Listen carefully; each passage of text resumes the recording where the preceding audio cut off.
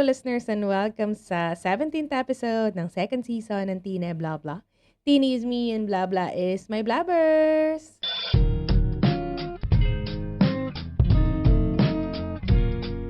In this podcast, I talk about life experiences, I sing songs, and I leave a scripture for you to ponder on. Since I release episode every Monday, I find it nice to leave you something that could make you open your Bible, look for a scripture in it, meditate on that scripture, talk to it with your friends, ask your pastor about it, post it on your social media, research it, whatever that could make the scripture in your mouth and eventually into your heart and mind. I want to do that because I want Jesus to be a part of your daily conversation. Kaya, if you're interested in hearing life experiences, if you like worship songs, and if you love the scripture, please come and join me in building this community of believers who casually talks about the Lord in their daily life.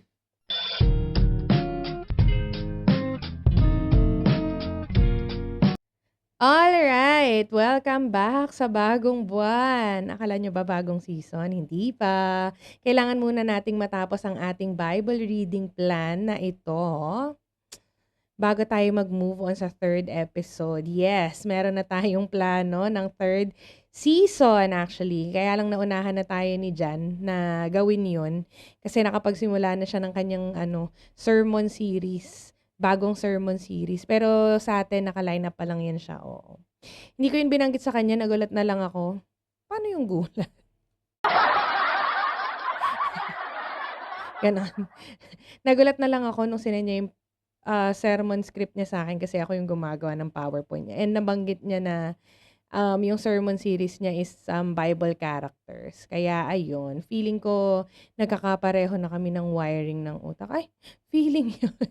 I just love how I can speak to my man and learn a lot of things. Alam mo yun, literal na answered prayer ko yun si Jan. Kasi when I prayed to God for a partner, sabi ko, Lord, please give me someone na that would help me know you more. Tapos ginawa niyang pastor si Jan na para bang hindi pa sapat na pastor's kid lang siya. Anyway, this episode is released 1st of June. Hala, wait, today pala yung official start ng half year. Grabe. How's life with you, my dear listeners? Hindi naman kayo nakikipag-usap sa akin eh. Naghihintay ako ng mga daldal nyo sa Patreon or kahit sa comment man lang. Grabe, walang paramdam.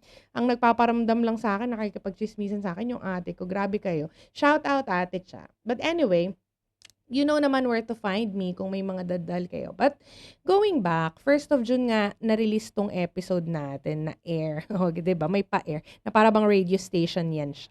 Ayun nga, June 1. At ang gusto ko lang namang malaman is anong petsa nyo pinapanood to.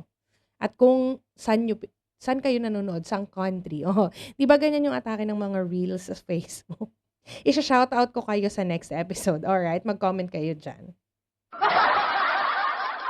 So for today's episode, pag-usapan natin yung sulat ni Paul na G ang person. Sinong nang triggered sa ating beloved apostle? Alam nyo ba, nung binabasa ko tong letter to the Galatians, side note lang, napaisip ako na nakakatawa kayong mga kapatid ko sa pananampalataya.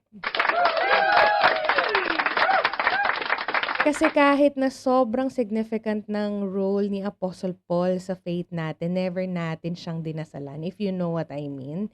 Never natin siyang winnership. And I think kung nakikita tayo ni Apostle Paul ngayon, kasi syempre deads na siya, naghihintay na lang ulit siyang second coming ni Jesus Christ. Pero kung nakikita niya nga tayo ngayon, he'll be happy kasi ang gusto nun siya is si Jesus lang yung itinataas, hindi yung kung sino mang tao. Pero dito sa sulat niya, dito sa mga taga-Galatians, galit na galit siya. At yung pinaghirapan niyang mga aralan ay nanlupaypay. Sino ba namang matutuwa doon, di ba? Even si Peter, na one of the disciples, ay na-call out. Grabe. Para kay Apostle Paul, integrity matters more than keeping peace. Like, wala na siyang pake sa feelings ni Peter. Ang mahalaga sa kanya is ma-protect yung pagiging universal ng gospel. Bilang itong si Peter ay low-key na sinasabing second-class citizens lang kayo if you don't act like us, mga Jews. Mean girls ang vibes. Gusto mo ba yun? Itong letter to the Galatians was historically called the Magna Carta of Christian Liberty kasi dinedefend ni Apostle Paul yung freedom natin dito in Christ against legalism. And unlike any of his letters na nagsastart sa mga compliments like, I thank God for you, dito wala siyang intro-intro. By chapter 6, damang-dama mo na yung pikon niya sa mga taga-Galatians. Kapag nag-aaral ako ng mga books na kinukuda ko dito sa podcast, maraming beses ko siya binabasa. Iba-ibang translation, iba-ibang format. And isa dun sa format na yun is pinapakinggan ko yung mga audiobooks niya. Kaya when I was reading the book, kita ko kung paano nagalit si Apostle Paul. Pero nung pinapakinggan ko na yung audio Bible, ramdam na ramdam ko yung galit niya. This letter is giving urgent, angry, but deeply passionate rescue letter vibes. Addressed to sa mga churches na itinayo ni Apostle Paul sa now modern day Turkey. Yung mga churches na yon, alam nyo ba, pinangalan namin yun dun sa mga groups namin sa camp 2 years ago. Pero you know what?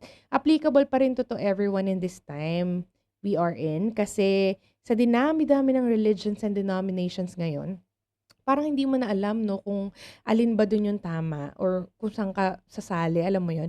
And while religion doesn't really save, being in a church enables you to, do the second greatest commandment. Kaya, never niyong sabihin na, sos, wag na magsimba at mga hypocrite naman yung mga tao dyan.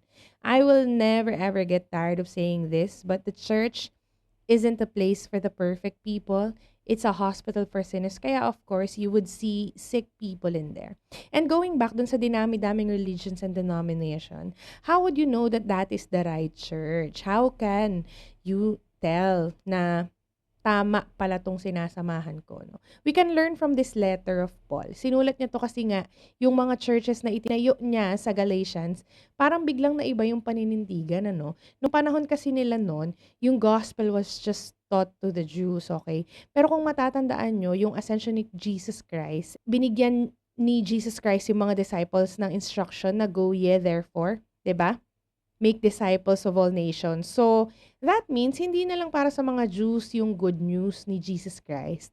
And yung mga laws ng Torah, those were things of the past. And, it's not wrong. But their work is done. Sabi nga dun sa book, parang inihalin tulad sila sa teachers. Pero, there will be a point in time na gagraduate ka din. So, dito sa mga laws ng Torah, tapos na yung role nila when Jesus died on the cross because yung sacrifice na ginawa ni Jesus Christ doon sa cross, yun na yun eh.